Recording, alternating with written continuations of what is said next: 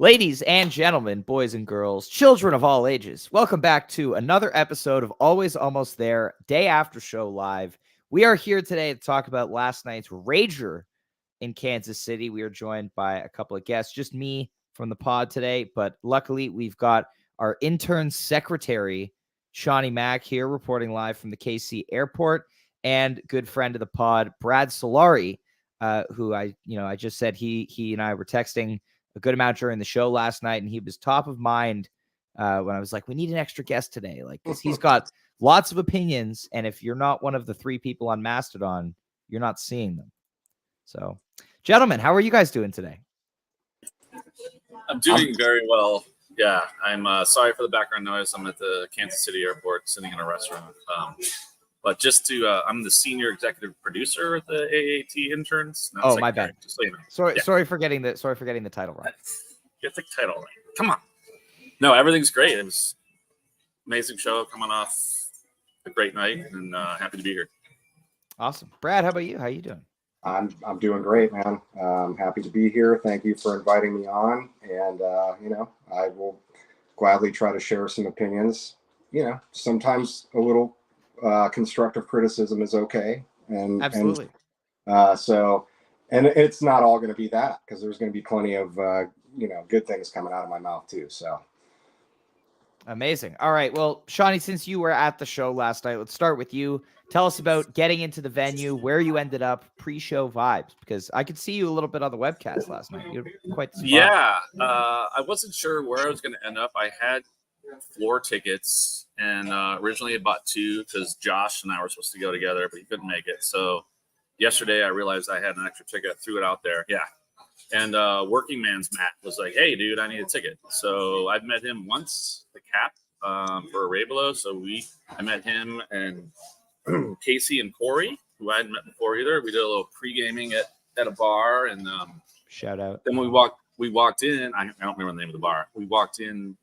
We found out Matt had figured out, like, there's a bar that's connected to the venue, and so people were lined up around the sidewalk in front of this bar entrance. So we just kind of cruised right in, and they did our ticket scan and everything right there, metal detector, boom, in. And then we had a drink, and then went right into the venue. So we skipped like a huge GA line. So that's how I got up pretty close. We were like, yeah, I didn't even know. So that was cool. So vibes were really high getting in. I mean, it was easy. The security was simple. Missouri's pretty lax on everything, I found out. So anyways, it's like a surprise. California. Yeah. So walked in, and the venue was like, it kept stepping down as you went down. So there's all these different rails as you got closer to the full floor. And so I was, I think, 4 people back, right in front of Rick. And I'd also bought a cheap balcony ticket in case my old ass wanted to sit down, but I didn't leave. It was a pretty good spot. Smart contingency plan. Always good. $20, whatever. It was worth it. Exactly. Brad, you were on the couch last night. You've been keeping up with all the shows on this tour so far? For sure. I've for the 3 people, like you said, on Mastodon, I've got to keep the set list. It's a community. Even for the smaller community, I got to make sure everybody's in tune with what's going on. So yeah, I was chilling, had a couple beers, and just chilled on my couch, had everything accessible, and it was easy peasy. Yeah, and for the first time, I think, in the band's history, Goose went on right at ticket time. Yeah, dude, it was unbelievable. I was like, are you sure? Why isn't anyone talking about this? Like, I couldn't believe it. I couldn't believe it. Be like, was that a 7? Like, I clicked on my shit, and it was like on, and then it was on. I was like, what? I thought I had. At like 7:59, I went on Nugs, and it was already live, and I was like, oh great. Then I clicked on it, and I was like folding laundry, expecting that I had like 25 minutes, and then suddenly the stream started. I was like, what? Yeah. What was the reaction in the venue, Shawnee? Were people ready shocked. At all? No, I looked at my watch. It was literally 8 p.m. and I was like, all right, so we probably have like 25 minutes. And then the lights went down, and I was like, are you serious? Like, I had no idea. Like, we looked at each other and we were like, cool. Maybe we'll get more Goose, but I think they did end like kind of early, like 11:30. Yeah. I mean, we got a very good length of show. Like it wasn't like, Yeah. they started early so they could play for less time. Like, and it wasn't because they had an early curfew. Because curfew was midnight at this venue. So I was expecting them to even start, a little bit later. I'm not sure if they were worried about the long drive to Indy or whatever, but like, I'm a fan, especially, we talked about yesterday, especially with some very early curfews coming up later in the tour. I like that they're setting a precedent here. Like if we see like at Westville, they go on at 6:30, I'm very in, so hopefully this sticks around. But this was a surprise. And so did you feel as though like a lot of people like rushed to get ready and get back to their spots as they started Butterflies here? Johnny, you're on mute. Yeah, absolutely. Yeah, sorry. No, I think it, like you said, it took everyone by surprise, pleasant surprise, right? And the band actually came out like they had like Peter and Rick both had this like shit-eating grins on their face, like ha ha ha, look what we're doing, we're coming out on time. Yeah, we were all like what? So yeah, it was a great start, and I was excited. It was like, dude, they're not going to cut any songs. Like hopefully, I haven't seen the actual set list. I don't know if anyone saw. If I have either. Cut anything? Yeah, I tried to get one, but I wasn't successful. So I don't know. Hopefully, they didn't cut anything. I mean, it was. Yeah. Well, let's dive into the beginning of the show here. We've got first few songs: Butterflies, Lead the Way, Flow Down. Shawnee, what did you think of these first part of the first set? Butterflies. I love that song. It's I was hoping for Elizabeth, but it was another Peter song that I haven't played yet. Taught her. So as far as I know, I don't think they played that one yet. I loved it. I love that song. I love when Rick was down on his pedals towards the end, like doing his little thing with making all those cool sounds. And when they were finishing the song, like Rick was sitting there just looking at Cotter and just like this smile, and they were just vibing and jamming like to finish the song. Like I don't know, I love to see that. Like they're having so much fun together. And right. That was awesome. They were locked in, and that was the first song. So I was like, okay, this is going to be phenomenal. So great song. I love it. Awesome. Brad, what are your thoughts on the beginning of the show here? I mean, it was good, man. I've kind of been I was waiting for Butterflies to come back because I don't think it's been played since probably like mid-Europe tour. Yep. At least. Yeah, hasn't been played since, I believe it was Thekla. Okay. Yeah. So I was like, played on the boat. Yeah. So, I mean, I was waiting for it to come back, and I think it's a good opener. Like it's a good song to get people, settled in, got a nice little solo at the end. If you're still like getting to your seat, you can rock out to it a little bit as you're on your way in. So yeah, like I'm cool with, I actually like when it comes to like the Peter tunes, like in that format, I like Butterflies better than Whales myself. Yeah. So, and they're kind of similar. They have that similar vibe. So sure. And I mean, I love a Butterflies opener as well. There was a little bit of a different kind of rework in the middle or the entrance to the jam than we've heard before. I think, kind of hinted at like, we always talk about, I think every time they play Butterflies, we talk about like they should jam this out. And they should. And it seems as though we might, I don't know, they might be giving an inkling that we can head in that direction. And speaking of dogs, Lead the Way is next. Yep. Was that you've got props for the pod? Called Segway. Yeah, that was great. This Lead the Way is excellent. Incredible. Love the organ work from Peter here. This was typically a song with him on guitar, at least for the song part. And so I think this is only a second version of him with him fully on keys. And I loved the organ tone that he used last night. I thought it sounded great. And then some gorgeous vintage vibe and OB6 work from him on the jam. But Sean, we have reports from the chat that you cried during Lead the Way. 100%. It's always a crying song for me. It makes me think of my dog, obviously, and my mom, and I got some hugs from everyone there, so it was needed. I let it out. I pay attention more to Rick's guitar on that than Peter, just because I'm a guitar guy. But just their blissy lead the way jam that I love since the first show I saw first time I saw Goose. They played the song. I didn't even know it. I cried. So like it means a lot more to me now. I was there. I was in the moment. I was with my Goose family. It was phenomenal. It was great. It's a good way to and shout out to John Mayer, who's like, I hope you get a lead the way tonight. So John, if you're listening or watching, we got it, man. So shout out. Awesome. Brad, your thoughts on this lead the way?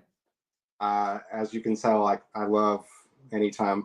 It kind of seems like a rare tune these days. So like anytime you can get one, and I do prefer it kind of like in that 2-3 slot area in the like in the first set. So I just I got 4 dogs. I love dogs. Any song about dogs is great, man. So and yeah, I thought about Sean as well. Condolences again, buddy. Like about your mother. Not to bring it up on here, but that's some hardcore stuff to have to deal with. So much. Thanks, man. And I know that me, you, and John have had like I think 2 lead the ways together last year. So it's including Encore. I think Ryan was there for that. Yeah, in Boise and then at the Warfield. Yeah, I was there for both of those. The Boise one was Boise, big. Eugene wasn't Eugene? No, it was Boise. No, it was Boise. It was a bust down. 40 show gap on that one. Anyway, next up we get a very different flow down. This is not a flow down intro like you've ever heard a flow down intro before. It got a little darker, Cotter switching up the beat a little bit, so it's not just straight ahead flow down. I thought this was great. If you're gonna play flow down, this is how I want to hear it. I want to hear them do something new with it, something interesting. How did this feel in the room, Sean? Was there like, was there like a vibe like, oh, this is different, or was it just like, flow down? It was definitely different. Like in my mind, we're like, what is this? This is really dark. But like everyone on the like people in front of me were like pogoing, right? Like they were excited for this to start, and it was so long, intro. And then I was like, maybe they're not. Maybe they're going to change. Maybe they won't do flow down, but it had to be. And then of course they went into it. So it's not my favorite Goose song, but it was pretty awesome. And the beginning it was different. And we haven't really talked about it. I'm just gonna say it now, like Cotter, and I was at the St. Louis shows and I was pretty far back, but being that up close and able to see Cotter like in real time, like dude, he's elevated his band beyond. Yeah. So and so his intro on that was great, and the song was it's flow down, but the intro was awesome. I loved it, and everyone loved it, and that was there. Brad. Well, anything to add? Yeah. No, I mean, it was, I took me a minute to go, wait, is this possibly like a different tune? And then I had to, it started, like you said, it had a little bit darker tone to it, a little bit different, but, when it comes down to it, it's flow down, and it's kind of not my favorite slot for a flow down in the 3 slot. Like I was kind of hoping for, I don't know, just something a little bit more jammy at that point, but luckily we got that next. Well, yes. And I was going to say, and luckily, I think probably you too, I picked it pretty high in fantasy. So I was like, I'll take it. Oh, yeah. Flow down you picked that one? Okay. Good. Easiest 800 of the tour, some might say. Yeah. I want to say, I forgot to mention, I was looking at my notes, like, and you can see it if you go back and watch the stream, but like Cotter, when he was playing like the rims of the drums, he was having so much fun. He just looked so happy. That's awesome. I don't know. That was something that stuck out. Because that's where I feel like he really fucked time. But yeah, started off. Say that again, Brad?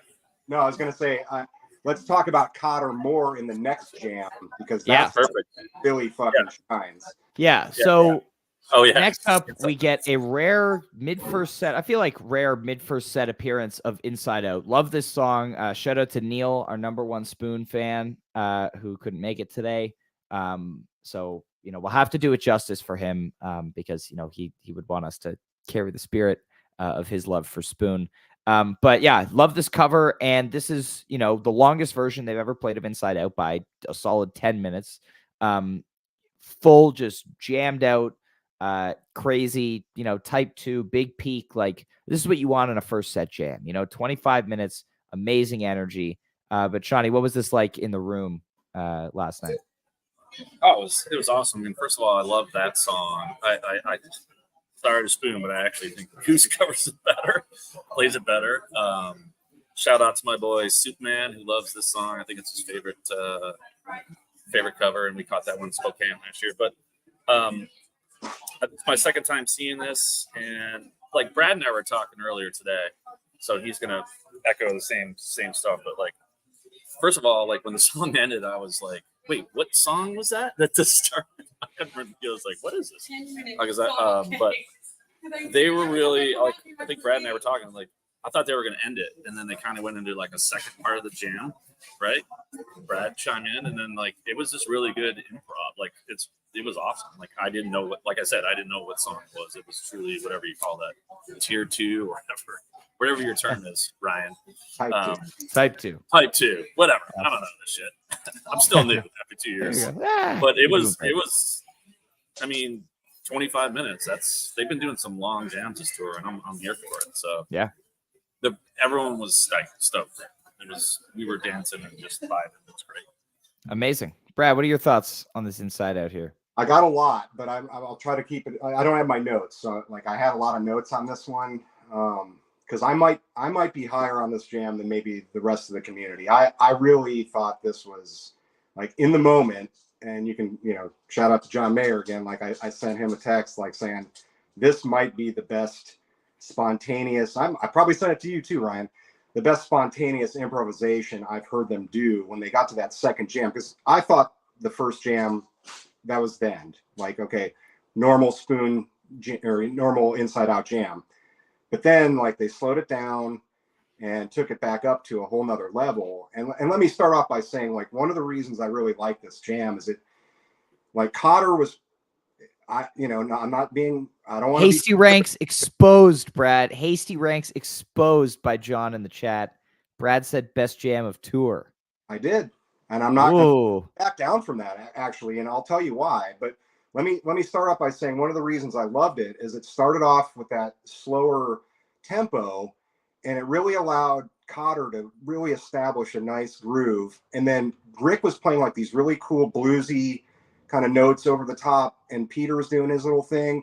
And it kind of reminded me of one of those Born jams of last year that a lot of people really liked, and especially like the Louisville one. And it was kind of like that nice slow groove. And then like, peaked out.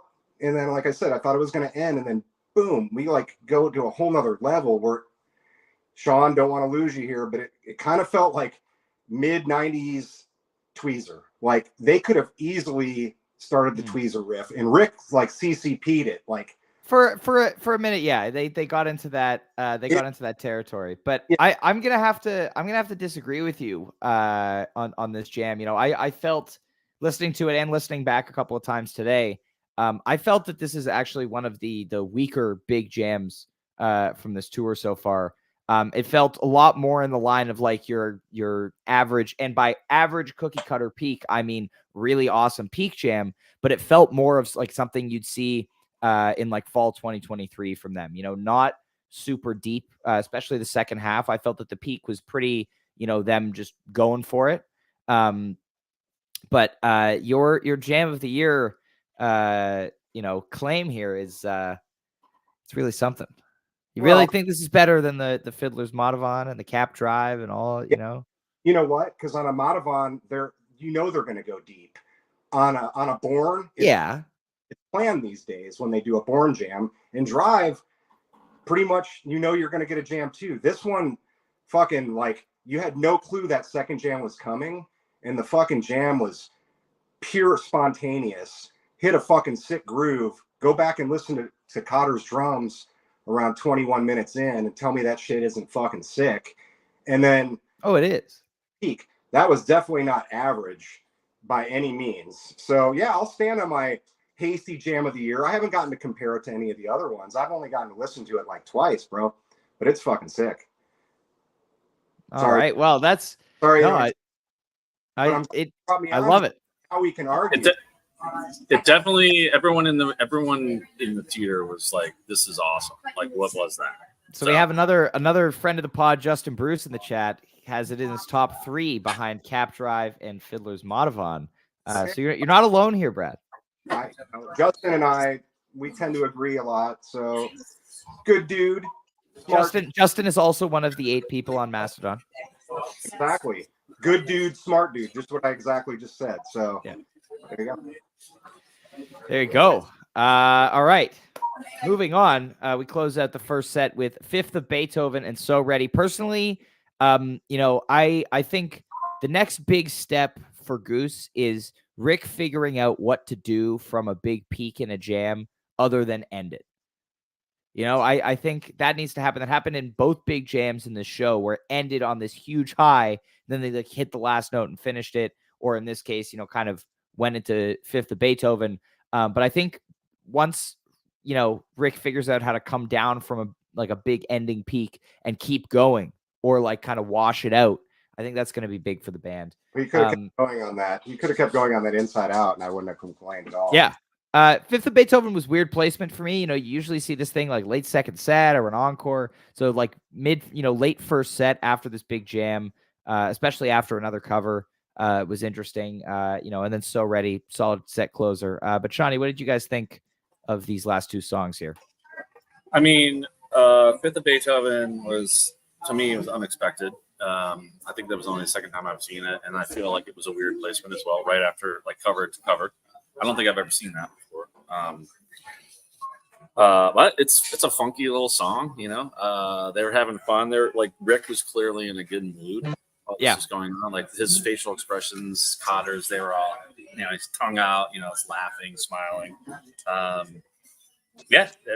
think it was a standard Fifth jam, nothing crazy, but fun, and got the crowd, working. So awesome. Brad, thoughts on the end of the first set here? So I'm probably again disagreeing with the consensus here, but Fifth of Beethoven for me, I got one at my first show, so maybe that's why in San Francisco 2022, and it this one got into a totally funky groove, it's what it does. I think you know what I'm talking about. It has that that 2001-ish kind of thing to it. I don't like the actual theme as much as 2001, but it does have that similar just funky groove going on with lots of clav and lots of cool shit going on. And Trevor was fucking going off. To me, I enjoyed it. I thought it was a cool landing pad from where we were. So I'll take it. Yeah. There you go. And then So Ready, any thoughts on that? Felt So solid closer. Not, I'm a slow guy, but as a closer to a set, I think So Ready. I think I actually also got a So Ready closer at my first show or second show. So I think it works in that regard. I'm cool with it, and yeah. There was a bit of a different pivot into Rick's solo from Peter. Sorry, Shawnee. In last night that we've heard before, little bit of a different move from Cotter, which was cool. But yeah, sorry, Sean, go ahead. No, it's all good. So Ready, I love that song. I think it's a great set closer. For me, it's just weird with the placement where I was standing, but it was really hard to hear Peter's guitar when he was starting doing the solo. It felt like Rick was louder, but when I listened today on the stream, it was mixed fine. So I think it was just where I was in the room. But I love that song. You get guitar solos from both Peter and Rick. Can't go wrong with that. So I love it. Awesome. And then let's roll right into set break here. Again, pretty short set break. Once again, they are crushing the time management on this tour. What were you guys up to at set break? How was the feeling in the room? It was great. We didn't move, kind of all just camped. Took turns going to get water and go to the bathroom. So it's pretty, by the way, the venue looks really nice, but I didn't get to really see much of anything. I took some pictures. I didn't go upstairs because, we came in and okay, we're staying here. But yeah, we just hung out, and they did seem to come back quicker than normal. So that was fun. Let's go. Everyone was vibing high. Amazing. Well, let's roll into set 2 here. Let's keep it going. Rockdale into Dark Horse. Amazing pairing to open the set. Sean, what are your thoughts on this?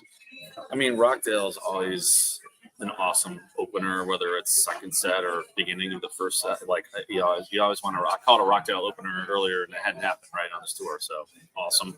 Sort of an opener, second set, but the jam was insane. To me, I like that. Sorry, Brad, but I like the Rockdale jam better than the Inside Out jam. It is what it is. It's those Dragonfly vibes. Shout out to D. But yeah, just like it, similar to the Soulshine soundcheck version, for me, where they're just in that Dragonfly kind of realm, without playing it. Really, really incredible. And this is significant because this is the first jammed out Rockdale we've had in a really long time, and this is the first ever unfinished Rockdale. Which is also pretty significant. I didn't realize that. Yeah. Brad, do you want to talk about it, or you want me to talk about Dark Horse? Well, you can finish your Dark Horse. Okay, so Dark Horse, that was a cool transition. Like you said, it had that Dragonfly sort of tease to it. This is only my second Dark Horse, so I was super excited. And shout out to my boy Tyler Gillette, who was there with me, and we caught our first Dark Horse last year at Flagstaff, so we were like 2 for 2. That was pretty cool. I loved hearing both Cotter and Trevor. Like everyone was singing. Like that's awesome. Like I didn't notice that. That's really cool. Oh well, watch the stream. But I could hear Cotter singing during the "No, He Won't" part at the end of the that chorus. Yeah, love that song. This is great. It's a great thing.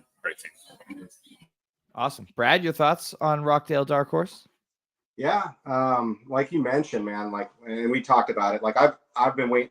I love Rockdale, but like, it's kind of like if they're gonna hit us over the head with it every 4 shows, I want to hear it go somewhere. You know what I mean? Like 22 vibes where they were like trying some cool things with it. Yeah. So I thought second set opener, this could be a good spot for it. And it didn't get like as deep as those versions, but it did. Like I got to listen to that back. That's the other thing, guys. I haven't gotten to listen to much of this show back, so I can't like comment as much as I'd love to. But I just thought like it was definitely, you mentioned the Dragonfly vibes, and it was a really good Rockdale, one of the better Rockdale, probably the best Rockdale, definitely the best Rockdale since Ryman, right? So I'd like to see more of that, in the future, and that another slower groove. Slower grooves are cool.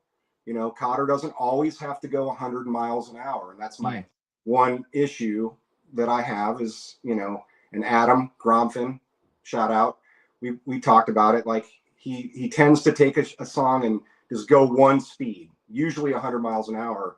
I liked how this Rockdale was nice and slow, little, more space for the band to do some cool things behind them. And that's what I also liked about the Inside Out initially too. So, and then the segue was actually really good into Dark Horse.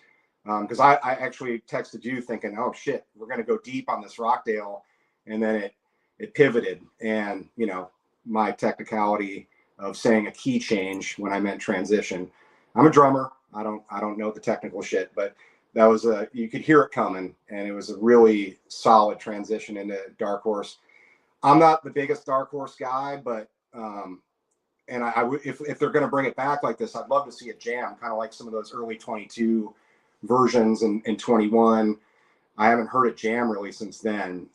So this one at least had a little bit of a jam, unlike the version they played at the Cap, right, which had no jam. So yeah, you're totally right. So I'll take that. Can't jam every song, Brad. Otherwise, it's like a 12-hour concert.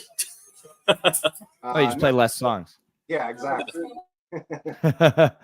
All right. And then from there, we get my personal highlight of the night here, the Hunger Site that comes next. Really just incredible version.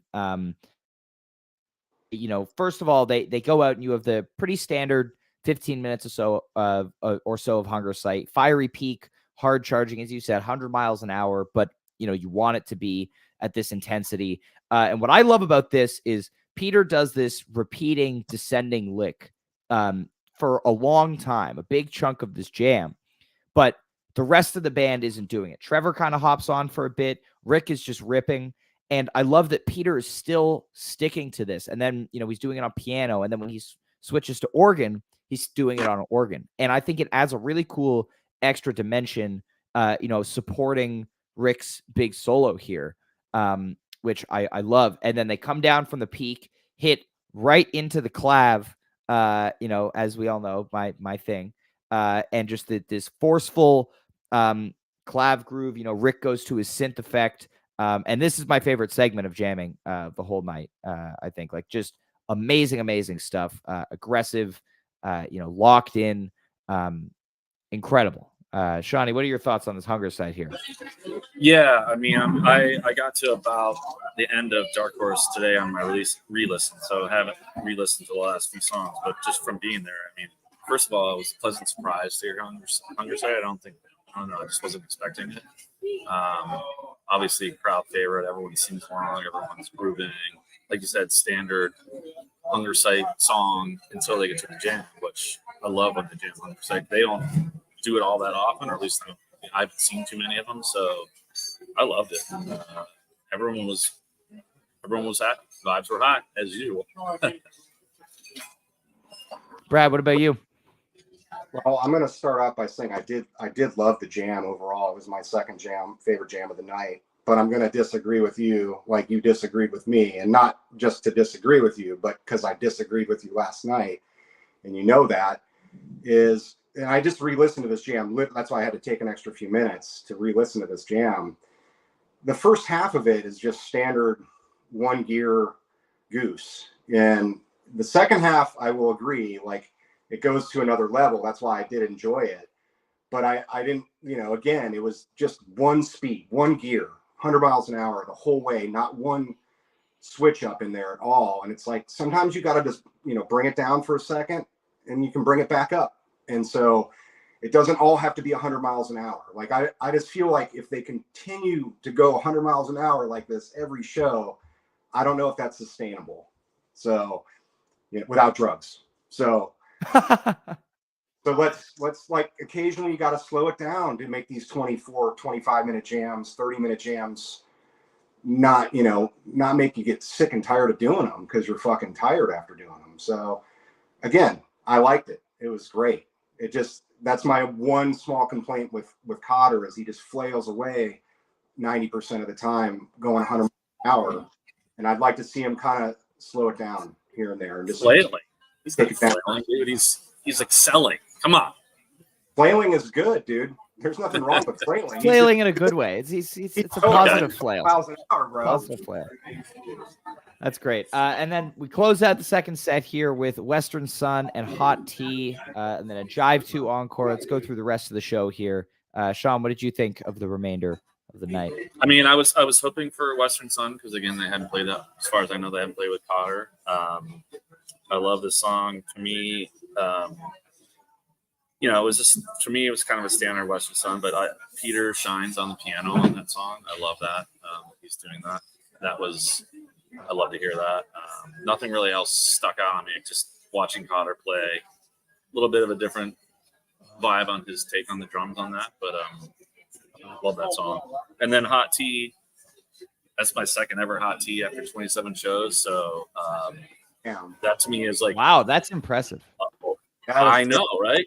That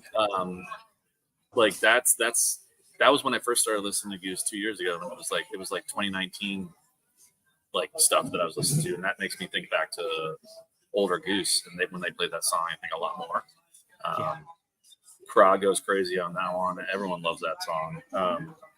What do I see here? Cotter, his hi-hat work on that. I don't know.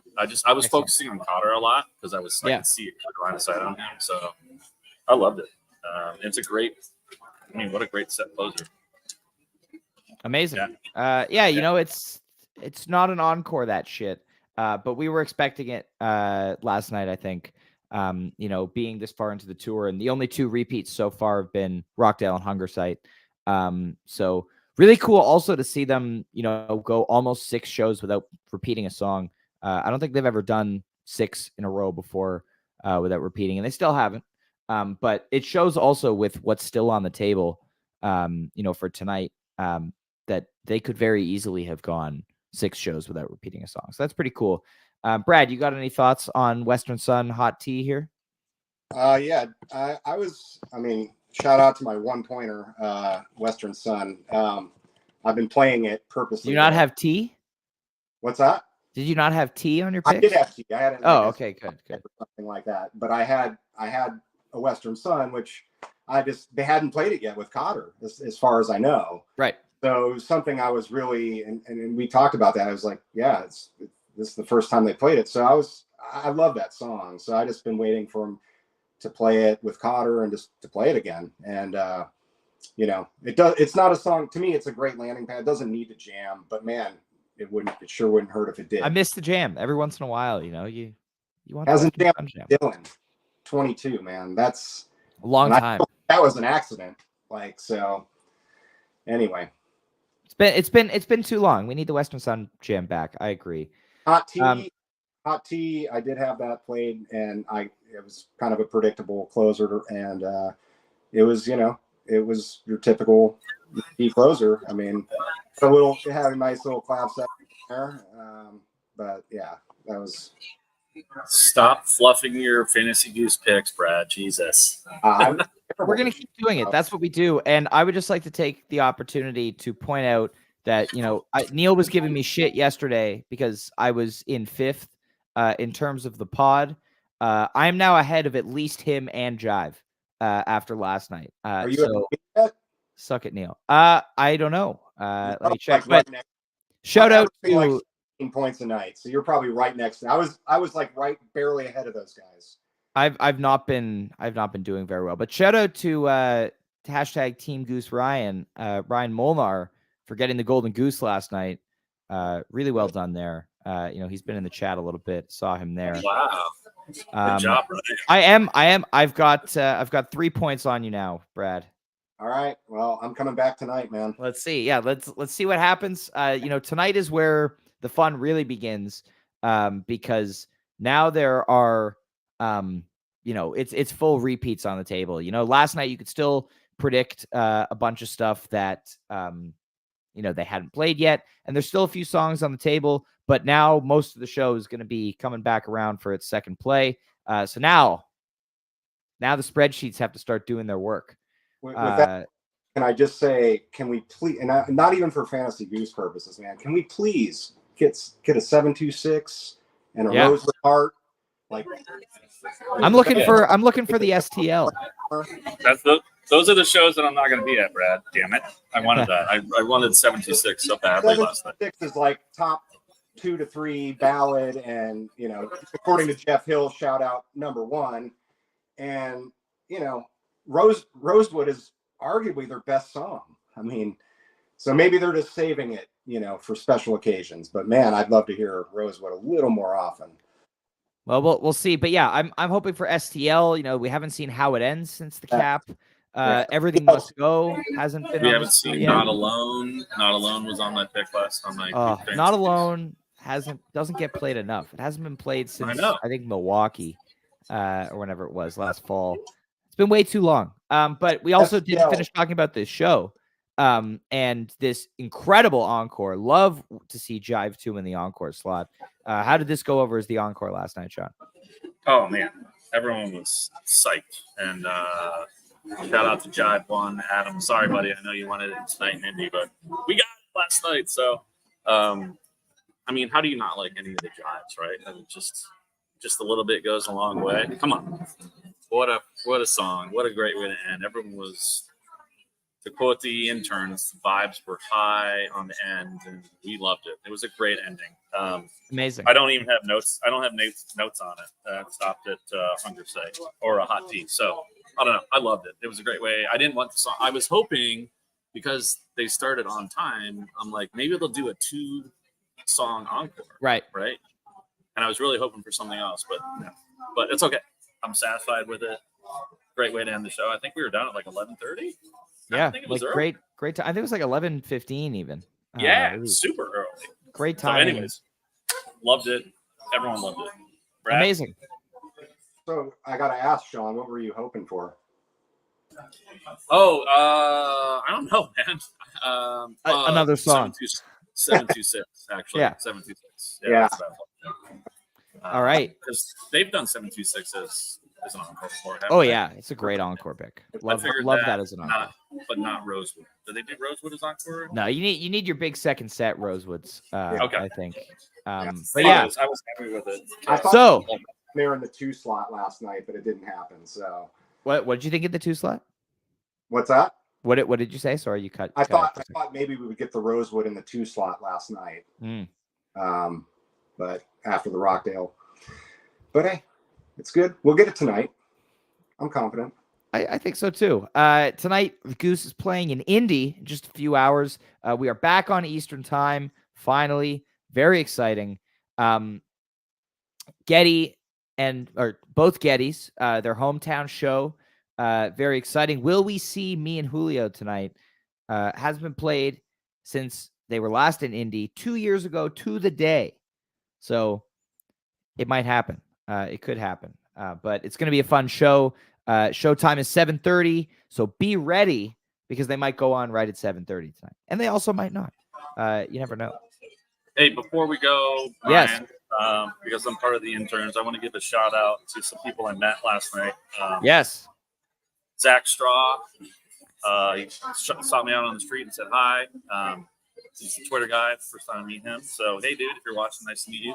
And also Lucas from Wisconsin. I think he's a pretty new guy on Twitter, and he's very vibey, and he was on his way to Indy. So nice to meet you, dude. Forgot to get a picture, but we'll do it next time. Anyways, awesome. That's it. Last thing for me is I actually didn't get to comment on Jive 2, which was sorry. Yes. I was just going to agree that allowed. It was an amazing version of Jive 2, and I it's kind of like, I don't know, is that common as an encore? Did we talk about this? It's been an encore a few times. Let me see exactly how many times. It has been an encore 4 times. Okay. Most recently, Las Vegas 2022. All 3 of those were in. I was there. Of course, I should know that. Okay. Slacker. Yeah. No, because I think they did the trifecta that night, or the jivefecta or whatever. But yeah. Okay, cool. Well, yeah. No, I just wanted to say that was a fucking great like, it stood out to me. It's one of those like Jive 2s that, like, when you're listening to it and you're like trying to get your last minute set list together and hearing it in the background, it's like, oh shit, I gotta pay attention to this. This is good. So yeah, good version. So amazing. Well, thank you both for joining me today. Thank you for coming on the pod. It's been an absolute pleasure as always. And thank you everybody for tuning in to today's Day After show. We will see you tomorrow at 3:30 Eastern. Neil and I will be together, which is very exciting, to recap tonight in Indy. We've got some good friends at the show. It's going to be a good one. And we will see you out there. Thanks again for tuning in. Have a great rest of your day.